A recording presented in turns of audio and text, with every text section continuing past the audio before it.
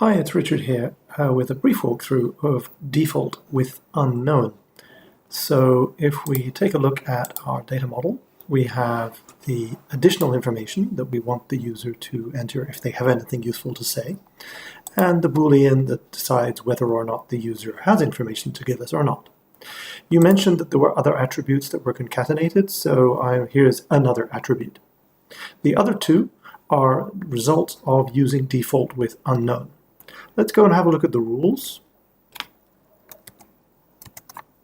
So you can see that the first rule here handles when the additional information is blank, or I should say unknown, then in my case I've decided that no additional info will be the default value.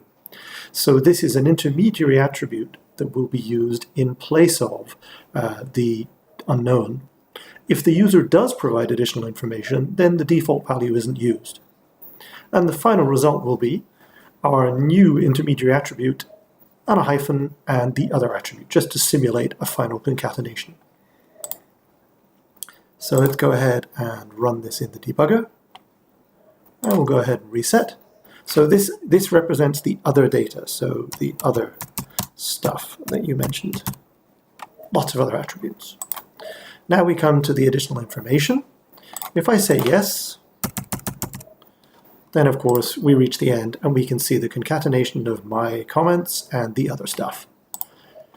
So if I go around again, here's my other stuff.